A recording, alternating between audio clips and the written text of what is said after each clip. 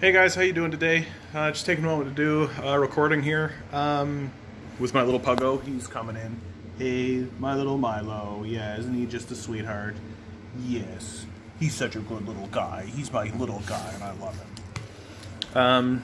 I think this is going to be a big CERB one, right? So you have all the news going on with the CERB right now. Of course, it's all negative. It's all propaganda pieces. It's all hit pieces against the CERB. Stuff like CERB shows an upswing in overdoses and uses of drugs, and I'm like, yeah, that makes sense. People are desperate, and the liberals are giving every indication that they're going to abandon people, so people are terrified and scared. Yeah, it makes total sense that there would be an increase in drug use and drug overdoses, right? When you have a government that's sort of stringing people along the way that the liberals do. The big news from the liberals, right, is that they're at the 11th hour, right, at the very last possible second that they could possibly say something, they are saying, yep, we're going to extend it by 8 weeks. And then, of course, they'll extend it by another 8 weeks and another 8 weeks, but they'll keep you on the string the whole time, keep you on the string. And the reason why they're not just doing the right thing and actually passing a basic income and instead sort of stringing people along is that people need to be afraid. That's how neoliberal capitalism works. People need to be in a state of fear and depression. People need to be afraid that they're going to fall down on their face at any moment. If that's not how it works, then it's possible that people might go do their own thing and might live their own lives and separate themselves from the neoliberal capitalists who own the society. So these propaganda pieces that are coming out are like it's very specifically driven to try and manufacture consent away from the logical conclusion, which is that the society requires a basic income. Like, we require a basic income. It's no longer becoming a conversation about whether or not a basic income is or is not needed, like it is. And I'm genuinely to a point now where if a person is standing up and saying that it is not necessary, that they have malicious intent. I don't believe that a person who is capable of feeling empathy or compassion, or even capable of logic or reason, can conclude that we can move on without a basic income, right? We're staring at millions of people who are going to be unemployed. We're staring at an enormous crisis that's looming. And we haven't even gotten to the big crises. Like this COVID-19 crisis, I say it over and over again, right? This COVID-19 crisis is such a small-scale crisis. It's the smallest thing that the Earth could possibly throw at us. It's a slightly worse version of a flu. And it absolutely decimated our economy. It absolutely crippled it. The worst levels since the Great Depression has been thrown around, right? So, and that happened because the world threw at us a slightly more deadly version of the flu. The stuff that's coming at us is going to be so much worse than this, so much worse than this. And if we don't have a basic income in place, ready to go, with a society and a populace that's ready to accept that that's what's going to happen, we're going to constantly be in this perpetual state. Right now, the liberals have us on this sort of edge point, right? They're completely spineless. They're completely gulled by corporate power. They're not willing to simply abandon people, seemingly, the way that the conservatives are screaming that we should abandon people. But they're not willing to actually pass appropriate legislation to make any kind of appropriate or systemic change to the system to ameliorate the crisis that the populace finds itself in. People are struggling pretty deeply with anxiety. People are struggling pretty deeply with depression. Hence an increase in drug use, hence an increase in suicide rates, hence an increase in overdoses, right? People are scared out of their minds, and the ruling class is stringing them along, and then the media is kowtowing to the corporate class by doing exactly what it always does, which is pretend like welfare systems are bad, right? Like, literally dragging up like the one possible example that they could find of someone doing something that could be considered malfeasant in order to demonize an entire system that's helping literally millions of people, in order to galvanize a type of citizen away from the obvious thing that needs to happen, which is help citizens and help each other and help themselves, honestly, because a basic income helps everybody, and instead simply bow the head to corporate power and allow things to unfold against the populace, which has been, in the last 40 years, has been historically the case. The populace has just sort of gullibly gone along with these neoliberal capitalists who have absolutely abandoned them at every single turn. And yet we continue to pay fealty to them. One of the things that I think I've definitely noticed recently is there's no media coverage whatsoever on the role the NDP has played on the passage of the CERB and the passage of the extension of the CERB and the pushing towards getting the CERB moved into a basic income. And that's because the almost completely right-wing media at this point, unless you really want to count the CBC as a left-wing media source, which I don't, but they are all very interested in the dismantling of the CERB. The only reason the CERB is moving forward and may possibly become a basic income is strictly out of raw necessity.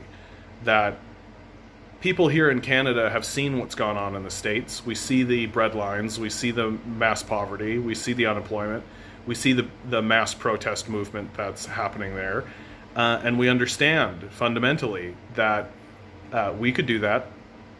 We could do that. All it would require is just don't do the CERB anymore, right? Just don't do it.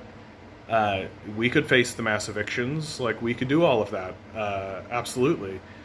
And so the liberal game at this point, because the liberals are completely cowardice and just are totally spineless, the liberal game at this point is to just keep stringing people along and keep them afraid.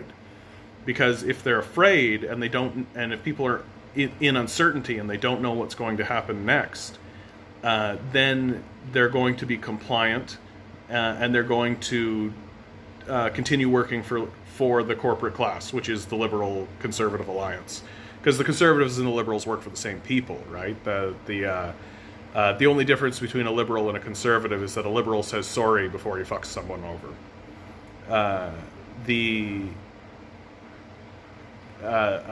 So the liberal conservative alliance is benefiting from us all working for them, right? We all live in this sort of state of perpetual wage slavery. We are not seeing any end to it, and we're not seeing any amelioration for it. We were sold a bill of goods that said if we allowed the society to be structured so that the wealthy took home the vast sum of capital, that wealth would trickle down. That obviously has not happened, and it's obvious that it is not going to happen. So, I mean, I consider myself pretty far on the left. I think that we should have a tax rate of 100% over $1 million. And all of the productivity that gets generated above that should just be distributed back into the society through a basic income. And I think that that's completely rational. The whole idea that a small, tiny cabal of religious ideologues, because neoliberalism is not an economic system; it's a religious ideology. But that a handful of religious ideologues can dominate and control the society and bend it to their own desires. Like, it's insipid. Like, we're not working for communities. We're not working for the people who live around us. We're not working to help anybody that we know, right? We're not working to solve problems that we can see in our own society. we're working for people like David Thompson or Galen Weston, who we'll never meet and who literally do not give a shit about us at all, right? And they just jam that money in offshore accounts, and it helps no one and does nothing. And it's extremely and these dots are super easy to connect, and our mainstream media refuses to do it because the mainstream media is completely bought out, which is why they're publishing articles in order to demonize the CERB. And this is actually becoming more and more dangerous as time moves over, and I don't mean more and more dangerous for us, I mean more and more dangerous for the ruling class.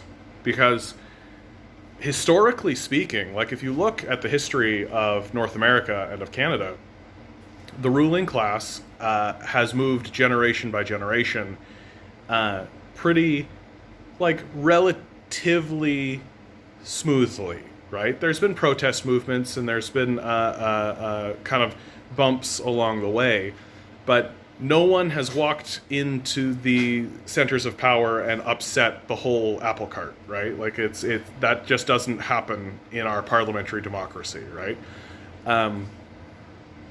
And that's because when the ruling class hears the complaints of the generation that's coming up, i.e. the generation that will eventually take the parliamentary system over, the legislation is typically done to ameliorate their concerns. As a millennial, and one of the older millennials, right? I'm right on that cusp between Gen X and millennial. I will say that literally nothing has been done to help millennials. The society has gotten only worse. Education costs more. Everything around us is getting more privatized. Everything around us is being sold off to billionaires. Our wages are stagnant. Rent is going up. The price of food is going up. And the political class obviously does not care. Like, obviously. It's like childishly obvious at this point. And we still get like fossils like Rex Murphy who publish and tell us that there is no systemic racism in Canada. Like, this is the kind of absolute and total bullshit that we're dealing with. And this is dangerous for the ruling class because if they keep up this psychotic game that they're playing, the millennial generation for sure is going to completely upset the apple cart. Like, I am totally fine if corporations do not exist in Canada. And I think that if you talk to most millennials, you're going to find out that, like, oh, like, the sentiment that this entire system needs to be burnt to the ground is getting more and more prevalent, especially as the absolute worst outcomes of neoliberal capitalism are coming to fruition. And as more crises hit our way, like, nothing's being done about climate change, like, nothing. The Liberals do a good job of lying to us and sending Justin Trudeau to a climate rally and pretending to care, and then he turns around and buys a pipeline, right? And he doesn't give a shit at all about climate change, about us. He doesn't care because he's going to, be the prince of this place, is how he views himself, the drama teacher that he is. And so, if they continue this game, like, you see the protest movement that's going on in the United States, like, that has all the potential in the world to continue growing, and then just what's to stop them from surrounding the White House and marching in, right? This is how Richard Nixon, the last Liberal president, passed a lot of left-leaning and leftist policies because he was afraid of the people who were standing outside his door. And this is kind of where we're at. And to attempt to avoid that here in Canada, Justin Trudeau is just pulling the cord. He's going to take you right to the edge and be like, am I going to abandon you? You better keep working. I could abandon you at any moment. Okay, I'm not going to abandon you. Well, am I going to abandon you? Am I going to abandon you? You better keep working. I could abandon you. Okay, I'm not going to do it. Right? And eventually, if he keeps it up, like, eventually they'll just have a basic income funded, right? And because all they have, like, you have to fund it once You have to fund it once annually, and then it cycles through the economy, right? Once that capital is set aside, it just cycles through the economy. Of course, people don't understand that because neoliberal capitalism works overtime to make sure that people are ignorant about how the economy actually works or how an economy actually works at all.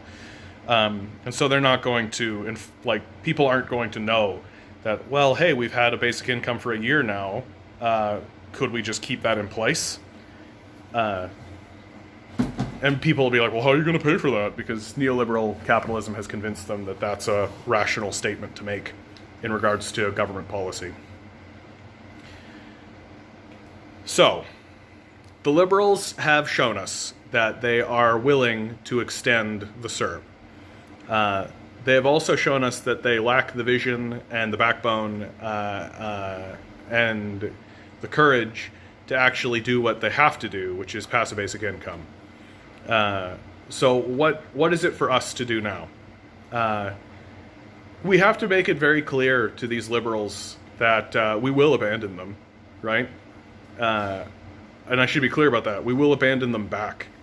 I already have no intention of voting liberal, right? I think they're cowards. I think they're duplicitous. I think they lie to us on a fairly regular basis and intentionally lie to us because I think they work for the same people that the conservatives work for. They're just willing to pretend like they care, which in my view actually makes them worse. Because at least the conservatives, you could be like, oh, they're just ignorant. But the liberals know better, right? Because how else could they formulate such well-crafted language? So they're far more duplicitous and far more cowardly, which is a bad combination. And so my view is to just let these guys know, like, we're not going to tolerate this nonsense from you guys. We're just going to vote NDP. We're just going to vote Green, right? We're going to vote Independent. Like, we have no interest in supporting you guys. I actually think things would be far worse if we were living in a majority liberal right now.